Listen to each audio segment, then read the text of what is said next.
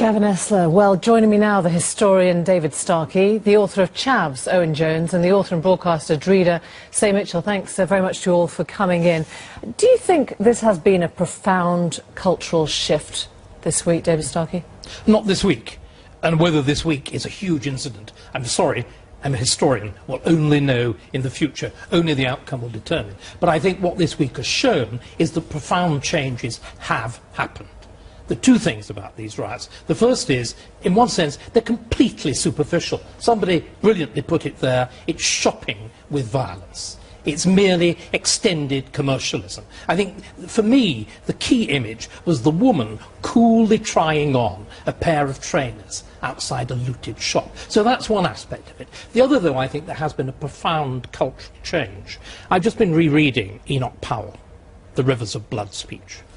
His prophecy was absolutely right in one sense. The Tiber didn't foam with blood, but flames lambent wrapped round Tottenham and wrapped round Clapham. But it wasn't intercommunal violence. This is where he was completely wrong. What's happened is that a substantial section of the Chavs that you wrote about have become black. The whites have become black. A particular sort of violent, destructive, nihilistic, gangster culture has become the fashion. And black and white, boy and girl, operate in this language together.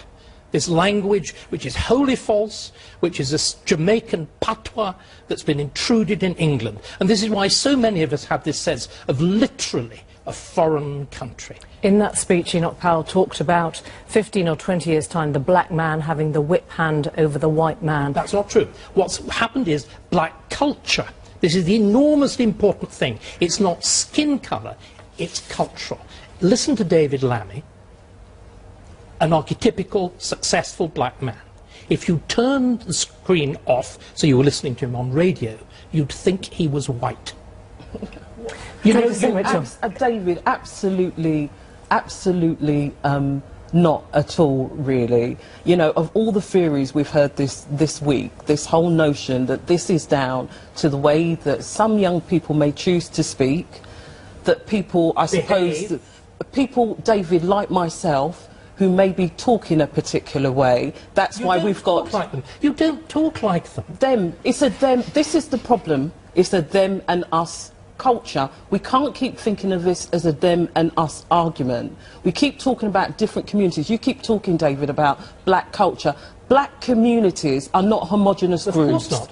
So there are black cultures, lots of different black cultures. What we need to be doing is we need to be thinking about ourselves as not individual communities, as one community. We need to stop talking about them and us. We need to be talking about our children. We need to be using words like we, and stop putting this blame on different people. The blame culture has got to stop. We've got to face head on what the issues are. Just to understand, when you're saying that white culture has adopted black culture, are you saying that has been at the heart of the rioting? Is it black culture that has caused rioting?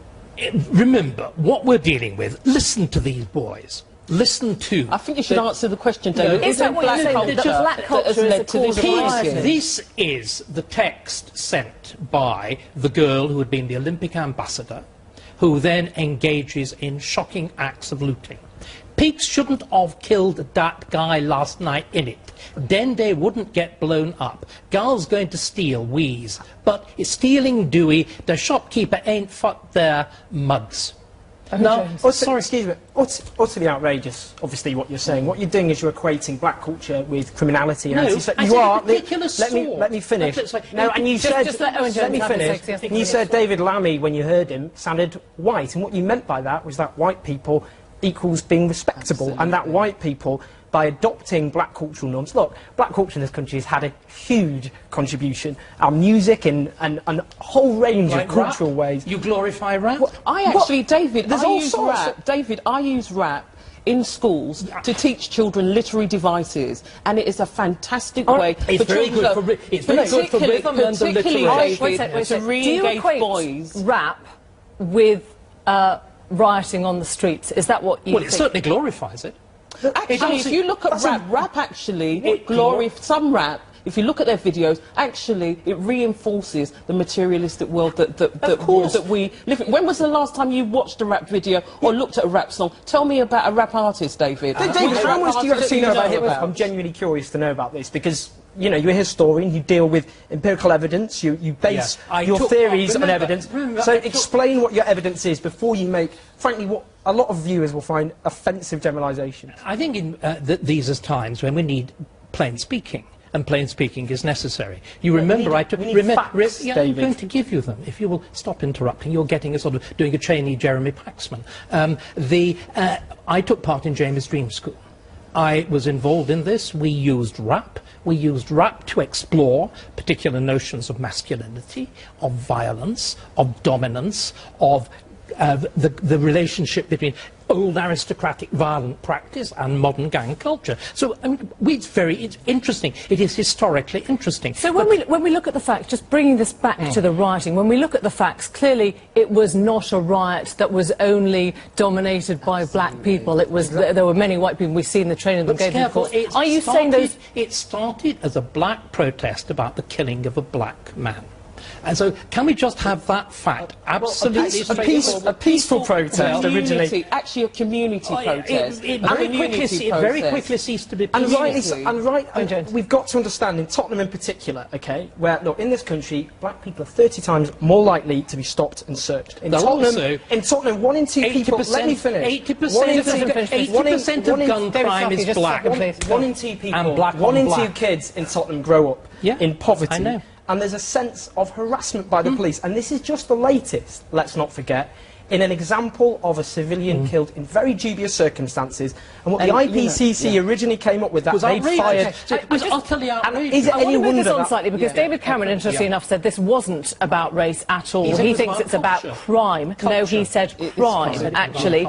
Let's look at the damage to the social fabric in terms of what this says. You talked about shopping, you know, the sort of shopping violence. Shopping with violence, yeah. Do you think, Dreda, that this is part of an acquisitive culture, that sort of endless consumerism? You know, it wasn't mindless rioting, it was rioting with a very clear commercial and actually we are the society, we've tricked ourselves up, because what have we emphasised to our children in terms of success? Success equals money. That's what we've been saying to our children for such a long time. Success equals money. So is it any wonder that the type of shops they were looting, it was all about materialism? And you know, if you think about it, we've had a recession. One of the issues of our recession is about the way that banks behave. We let our banks off, basically. I don't remember bankers. No,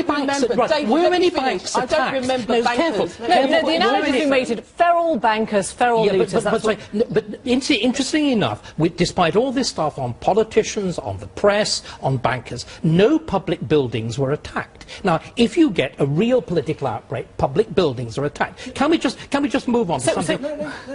So that kind of protest is okay? No, it's not okay. I mean, I don't actually think that I don't think there is a human right to riot. And but can we just right to protest? No, there's a right to protest. Yeah. But can we just sort of try and turn this around? I am not attacking these groups. I am. What do you mean by these groups, David? What you mean by these groups? No, please. Why you correctly say these people feel excluded?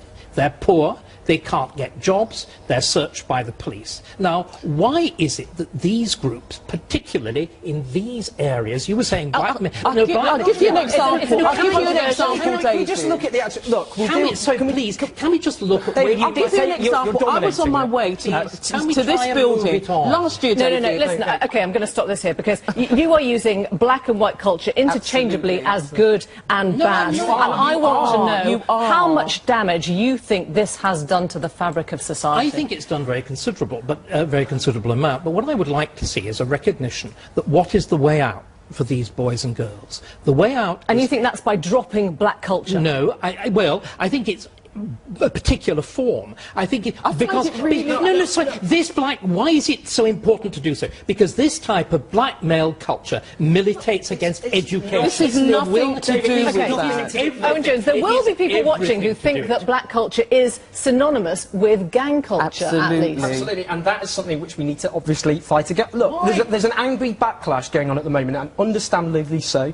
People felt terrorised in their own communities. I felt that, and my friends felt that.